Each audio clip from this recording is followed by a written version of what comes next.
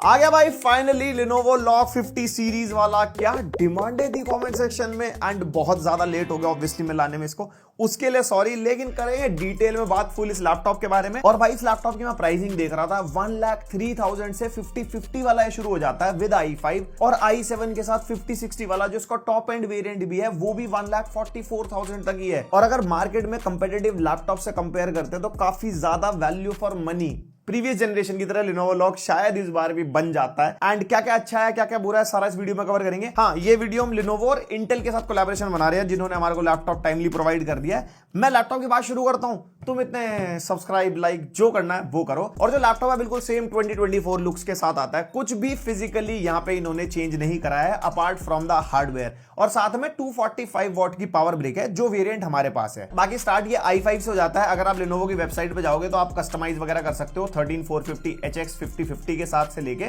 14700HX के साथ 5060 तक। एंड डिजाइन के बारे में ज्यादा डिटेल में क्या बात करें, वही टॉप लिड है, वही लॉक की ब्रांडिंग है, सेम पूरी पॉलीकार्बोनेट बिल्ड है। बिल्ड में भी कोई इंप्रूवमेंट नहीं है, सेम 2024 वेरिएंट को ये फॉलो करता है। और लैपटॉप का वेट वही 2.4 kg है और अगर आप चार्जर इंक्लूड कर दोगे तो 3.2 3.3 kg तक हो जाएगा। और बाकी लेफ्ट राइट में कोई एग्जॉस्ट वेंट नहीं है, जो है हमारे पीछे की तरफ ही है, क्योंकि इसके अंदर भी वही हाइपर चेंबर कूलिंग इन्होंने कंटिन्यू करी है। उसमें क्या होता है ना, पूरा हमारा जो सीपीयू जीपीयू उसके अंदर हवा बनती है और पीछे से एग्जॉस्ट होती है। इनटेक के वेंट्स हमारे को नीचे की तरफ मिल जाते हैं और नीचे का भी डिजाइन सेम पुराने लॉक की तरह ही है। स्पेसिफिकेशंस की बात करते हैं, हमारे पास जो वेरिएंट है Intel Core i7 14700HX वाला है, 20 कोर्स 28 थ्रेड्स वाला प्रोसेसर है जिसमें 8 P कोर्स है, 12 E कोर्स हमारे को मिलते हैं। और P कोर E कोर्स मैं काफी बार बता चुका हूं, P कोर्स परफॉर्मेंस कोर्स होते हैं जो परफॉर्मेंस सेंट्रिक टास्क के टाइम पे असाइन होते हैं सीपीयू को। E कोर्स एफिशिएंट कोर्स होते हैं, अगर आप कोई लो एंड टास्क कर रहे हो, फॉर एग्जांपल गाने चल रहे हैं, ब्राउजर वगैरह चला रहे हो, तो एफिशिएंट कोर्स को असाइन होते हैं। एंड उसकी वजह से हमारे को बेटर बैटरी बैकअप भी मिलता है। और हमारे पास जो वेरिएंट है इसके अंदर 32 GB रैम है, DDR5 5600 मेगा ट्रांसफर्स पर सेकंड स्पीड वाली डुअल चैनल में। और अच्छा भी है, 32 GB के साथ मिल गया। 5060 की पीक परफॉर्मेंस हम निकाल के देख सकते हैं इस लैपटॉप में। और ग्राफिक्स कार्ड RTX 5060 है, इसके अंदर 100 वॉट TGP के साथ 8 GB VRAM वाला GPU है और 1 TB Gen 4 SSD है जिसकी रीड एंड राइट स्पीड आप देख सकते हो 6300 प्लस एंड 5500 प्लस। और 2 SSD के स्लॉट्स है लैपटॉप में, एक ऑक्यूपाइड है, एक फ्री मिलेगा। फ्यूचर में चाहो तो एक्सपैंड कर सकते हो, पर स्लॉट 2 TB तक आराम से हो जाता है। और कनेक्टिविटी में Wi-Fi 6 एंड Bluetooth वर्जन 5.2 और Lenovo की जो LA1 AI चिप है वो इसके अंदर भी है जो लास्ट ईयर भी हमारे को मिल रही थी। बेसिकली ये एल्गोरिथम बेस्ड ट्यूनिंग करती है, जैसा आप लैपटॉप यूज कर रहे हो, जिस टाइप के आपके टास्क हैं उस टाइप से ही आपके रिसोर्सेज कंज्यूम होंगे, आपकी सीपीयू की वॉटेज जीपीयू की वॉटेज, मतलब आपको ऑप्टिमम परफॉर्मेंस मिल पाएगी लैपटॉप से। और MS ऑफिस भी मिलता है। अगर मैं Lenovo की वेबसाइट के हिसाब से बताऊं तो कस्टमाइजेबल है, 2000 रुपीज में आप ऐड कर सकते हो, अगर नहीं चाहिए तो बचा लो अपने 2000 रुपए। बाकी ई कॉमर्स वगैरह पे जब ये लिस्ट होगा या ऑफलाइन Lenovo स्टोर्स पे आएगा तो आपको MS ऑफिस वाला वेरिएंट अलग से मिलेगा। और 3 मंथ्स का Xbox गेम पास अल्टीमेट तो आपको मिलेगा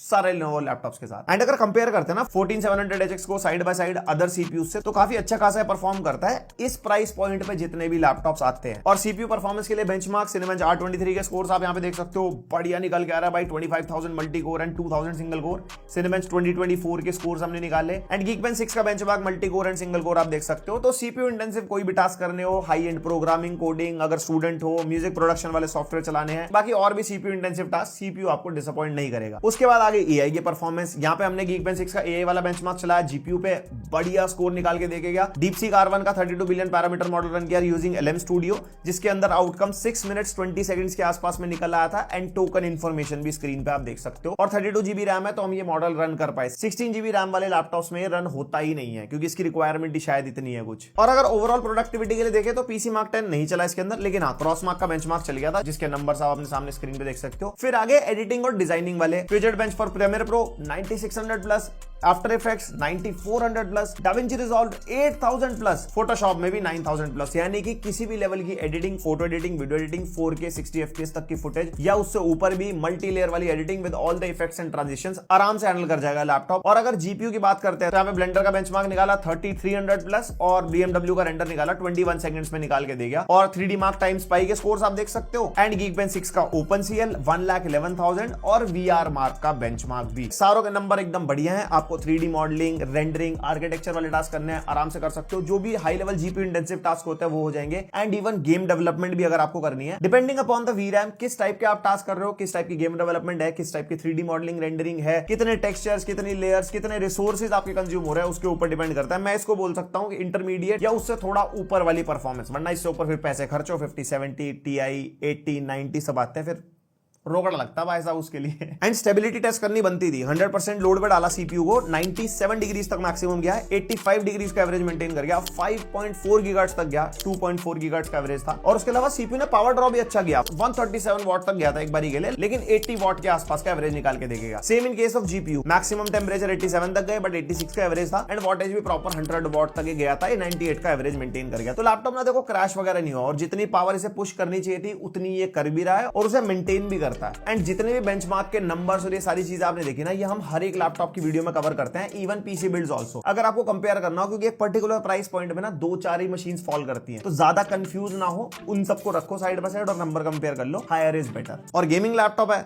गेम टेस्ट भी करने बनते हैं। Starting with Valorant CPU intensive game, जैसे कि 14700HX है, ऑन एन एवरेज वही 450-500 FPS आराम से मिल जाएंगे।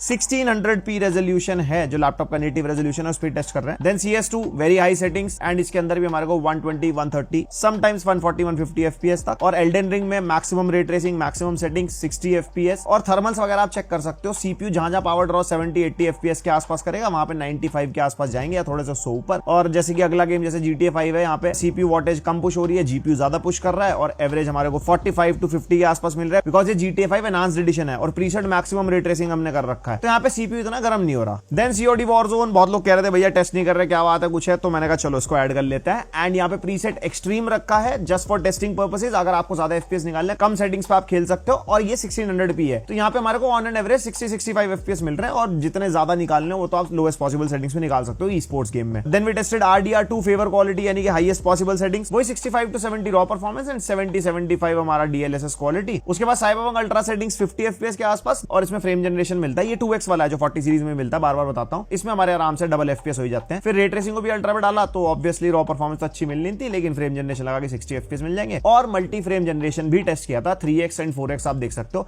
बेस फ्रेम्स अच्छे निकलते हैं तो 3x एंड 4x की परफॉर्मेंस भी अच्छी हो जाती है, बट यहाँ पे जो 3x की परफॉर्मेंस है वो 2x जैसी है। और ये स्टोरी गेम्स में मल्टी फ्रेम जनरेशन खेलने में कोई दिक्कत नहीं है। कोई भी ई स्पोर्ट्स या कोई भी सोल्स लाइक गेम है, उसके अंदर आपको प्रॉब्लम आ सकती है, बिकॉज इनपुट लैग आता है फ्रेम जनरेशन के साथ, AI जनरेटेड फ्रेम्स है ना। उसके बाद Hogwarts legacy ultra settings 1600p है, DLSS frame generation, ray tracing ultra, आराम से 80-90 FPS, रॉ परफॉर्मेंस ठीक ठाक प्लेबल। एंड इसके बाद Horizon Forbidden West, raw performance इतनी अच्छी निकल के नहीं आई, लेकिन वहीं पे फ्रेम जनरेशन लगा दोगे तो आपको प्लेबल 50-60 FPS के आसपास मिल जाएंगे। थोड़े बहुत ड्रॉप्स वगैरह हैं जो 40 FPS तक आ जाते हैं। उसके बाद the last of us 2 very high setting, 45 average FPS मिलता है रॉ परफॉर्मेंस में, बट फ्रेम जनरेशन लगा के 70 to 80 FPS आप निकाल सकते हो। और एक चीज आपने नोटिस करी होगी, परफॉर्मेंस 50-60 की सिमिलर टू 40-60 ही है, अगर मल्टी फ्रेम जनरेशन को साइड हटा देते हैं। उसके बाद गोस्ट ऑफ सुशिमा, वही वेरी हाई पे 50 FPS के आसपास, और DLSS फ्रेम जनरेशन लगा के 100-110 तक। उसके बाद Assassin's creed shadows, raw performance payable नहीं है, बट फ्रेम जनरेशन लगा के आप 45 to 50 FPS निकाल सकते हो, और रे ट्रेसिंग भी हाई पे रखी है हमने यहाँ पे। उसके बाद हेलब्लेड 2, रॉ परफॉर्मेंस भाई बिल्कुल प्लेबल नहीं निकल गया, यहाँ पे एकदम से FPS वगैरह स्टटर मार रहे थे बहुत भयंकर, लेकिन फ्रेम जनरेशन लगा के अच्छे FPS मिल गए थे 65-70 के आसपास। एंड इसके अंदर मल्टी फ्रेम जनरेशन भी मिलता है, जिसमें 3x और 4x है, मतलब मल्टीप्लाई हो रहे हैं फ्रेम, लेकिन दोनों में हमारे को सेम ही परफॉर्मेंस मिल रहा है, बिकॉज बेस फ्रेम्स में भी इतना ज्यादा खास डिफरेंस था नहीं, तो उसको कितना ही मल्टीप्लाई कर लेंगे। उसके बाद Spiderman 2 very high settings, raw performance नहीं अच्छी निकल के आई है, लेकिन फिर भी मैं दोबारा बता दूं, 1600p है, 1080p में बहुत बढ़िया परफॉर्मेंस निकल के आती है। आप चाहो तो रेजोल्यूशन कम कर सकते हो, लेकिन हमारे को नेटिव पे टेस्ट करना था। और फ्रेम जनरेशन लगा के भी इतने अच्छे FPS नहीं आ रहे थे, क्योंकि वॉटेज भी अगर आप देखोगे ना इतनी ज्यादा पुश ही नहीं हो रही थी, प्रोबेबली कोई ग्लिच वगैरह हो सकता है। फिर हमने रे ट्रेसिंग को वेरी हाई पे करा, उसके अंदर भी सेम ही हालात थे, तो प्रोबेबली गेम का इशू है या GPU ड्राइवर का इशू है, बाद में सॉर्ट होगा तो हो जाएगा। ब्लैक में वुकोंग सिनेमैटिक, रॉ परफॉर्मेंस अच्छी नहीं है, बट फ्रेम जनरेशन लगा के बढ़िया 50 एवरेज FPS मिल जाएंगे। वहीं पे रे ट्रेसिंग लगा दोगे तो भैया इनने सांसें रोक दी, लेकिन 1600p है, फिर से बोल रहा हूँ, 1080p पे खेल सकते हो। 8GB VRAM वाला GPU है, 1080p पे अच्छी गेमिंग कराता है। ये चाहो तो सेटिंग भी थोड़ी लो कर सकते हो। और वैसे हम हाई सेटिंग्स पे और नेटिव रेजोल्यूशन पे इसलिए टेस्ट करते हैं, क्योंकि अगर आपको कंपेयर करना हो ना साइड बाय साइड दूसरे लैपटॉप से, तो भाई रेजोल्यूशन का या सेटिंग्स का डिफरेंस ना है, तो आपके लिए कंपैरिजन हो जाता है। And multi frame generation try किया था 3x में, तो अच्छे आए नहीं, क्योंकि बेस फ्रेम्स अच्छे थे। 4x के अंदर अच्छे फ्रेम निकाल गया था, बट वो भी 2x फ्रेम जनरेशन वाली ही परफॉर्मेंस है ऑलमोस्ट। बस रे ट्रेसिंग के साथ इतने फ्रेम मिल रहे हैं, तो वो आप लगा सकते हो, लेकिन थोड़ा बहुत विजुअल लॉस होगा, और इन गेम्स में मैं रेकमेंड करता भी नहीं मल्टी फ्रेम जनरेशन, क्योंकि इनपुट का बहुत बड़ा रोल होता है ना। एलन वेक 2 रॉ परफॉर्मेंस 30-35 FPS, लेकिन फ्रेम जनरेशन लगा के अच्छे फ्रेम रेट निकाल सकते हो। और उसके बाद उसी के अंदर रे ट्रेसिंग लगाएंगे तो भैया सांसें रुकी जाती हैं, बट वही बात है, मल्टी फ्रेम जनरेशन मिलता है। अगर बाय चांस अच्छे फ्रेम खेलने, हाईएस्ट सेटिंग भी रखनी है, रे ट्रेसिंग भी रखना, सब करना और अच्छे फ्रेम चाहिए, तो भाई 50 सीरीज का GPU है, मल्टी फ्रेम जनरेशन के मजे वहां पे मिल जाते हैं। और ओवरऑल इतनी देर गेम टेस्ट करने के बाद, लगभग 3-4 घंटे गेम खेलने के बाद, WASD के आसपास 37 डिग्री तक टेम्परेचर था, जो माइनर सा वार्म फील होता है। चिपसेट एरिया 40-42 के आसपास, और जो ट्रैक पैड के लेफ्ट साइड वाला एरिया होता है जहां पे आप 30-31 डिग्रीज के आसपास है, तो इतना गर्म नहीं है। तो ओवरऑल अगर इस डिवाइस की गेमिंग को इंक्लूड करते हैं, नेटिव रेजोल्यूशन पे खेलना है तो low to medium settings depending upon the game आप खेल सकते हो। उसके अलावा 1080p में तो भैया स्वाद दिला ही देगा, जस्ट लाइक 4060,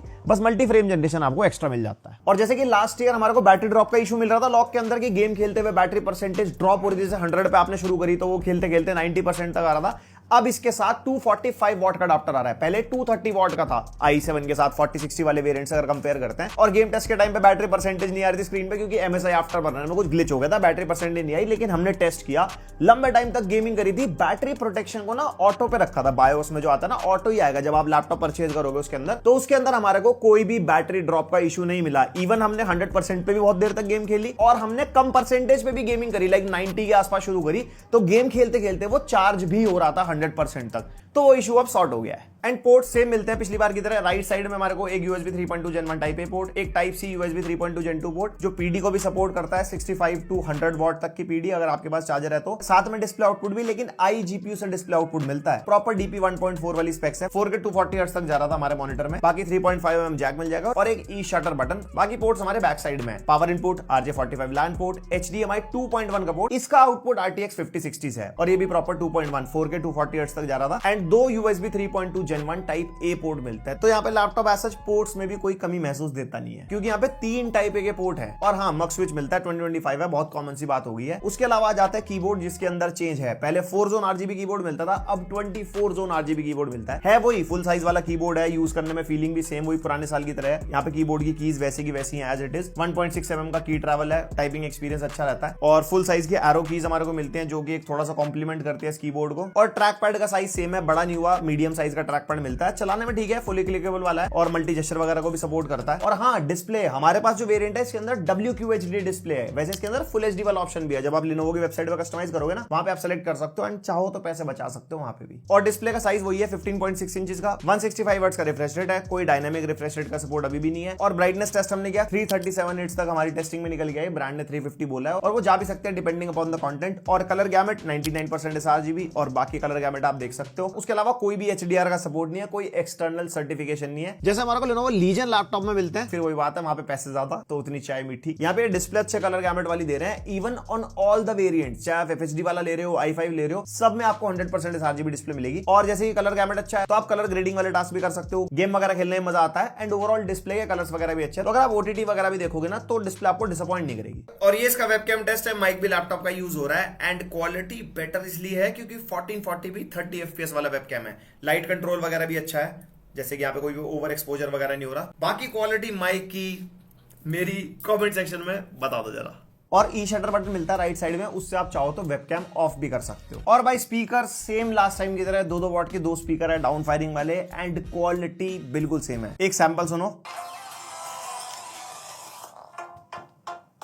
वो ये पिछली बार की तरह ज्यादा लाउड नहीं है स्पीकर। मेरे को उम्मीद थी कि स्पीकर में इंप्रूवमेंट होनी चाहिए थी, बट नहीं, वैसे ही स्पीकर मिलेंगे, थोड़ी बिलो एवरेज टाइप के साउंड है। बाकी हाँ, नाइमिक का सपोर्ट मिलता है, नाइमिक के सॉफ्टवेयर में जाके आप कस्टमाइजेशंस वगैरह कर सकते हो डिपेंडिंग अपॉन योर कंटेंट। और बैटरी भी सेम 60 वॉट आवर की है इसके अंदर। वैसे रूमर्स हैं 80 वॉट आवर भी आ सकती है Lenovo लॉक के अंदर। मेरे को लगता है प्रोबेबली वो Intel core ultra series 2 processor के साथ 50-50-50-60 टाइप के लॉक निकालेंगे, उसके अंदर शायद ला सकते हैं, ऐसा मुझे लगता है। कोई कंफर्म्ड इंफॉर्मेशन नहीं है। और 60 वॉट आवर बैटरी है और हमारी टेस्टिंग के हिसाब से वही हमने iGPU मोड पे रखा था, 50% screen brightness, keyboard backlight off और बेसिक यूसेज के अंदर 3 आवर्स तक का बैटरी बैकअप निकल गया। आपका यूसेज चेंज होगा तो बैटरी बैकअप ऊपर नीचे हो सकता है। अगर इसी के अंदर 80 वॉट आवर तक होती तो अप्रोक्सीमेटली 1 से 1.5 घंटे का बैकअप एक्स्ट्रा ऐड हो जाता। बाकी चार्जर जो 245 वॉट का इस लैपटॉप के साथ है, उससे 50% 30 मिनट्स में चार्ज हो जाता है एंड 1 आवर में 100% फुल चार्ज हो जाता है, तो चार्जिंग स्पीड वगैरह अच्छी है। तो ये हो गया Lenovo लॉक 2025 का पूरा रिव्यू। एंड इस लैपटॉप का अभी कंपैरिजन मुझे समझ में नहीं आ रहा, क्योंकि ना मैंने इस प्राइस पॉइंट के आसपास के ना लैपटॉप अभी रिव्यू करे नहीं है। किसी ब्रांड में तो 50-50 मिल रहा है इस प्राइस के आसपास, तो काफी वैल्यू फॉर मनी तो है। देखो 100% sRGB डिस्प्ले मिल जाती है, 32 GB रैम है इस वेरिएंट में जो 1,40,000 के आसपास है। अदर लैपटॉप्स में 16 GB रैम तक मिल पाती है हमारे को। फिर WQHD डिस्प्ले भी है, पैसे बचा के फुल HD तक भी आप जा सकते हो। तो मतलब 1 लाख से लेके 1,40,000 में अकॉर्डिंग टू योर रिक्वायरमेंट आप Lenovo लॉक चूज कर सकते हो। वैसे कुछ दिन पहले हमने 5060 वाला क्रॉसहेयर किया था, लेकिन उससे कंपैरिजन बनता नहीं क्योंकि वो 1,65,000 का है। फिर उसके अंदर Intel core ultra series 2 HX वाले प्रोसेसर है, तो वो काफी बड़ा गैप बन जाता है। With the same processor, with the same GPU, और कौन सा लैपटॉप है मार्केट में मुझे कमेंट करके बताओ, फिर उसका रिव्यू करेंगे एंड फिर कंपैरिजन वाली बातचीत करेंगे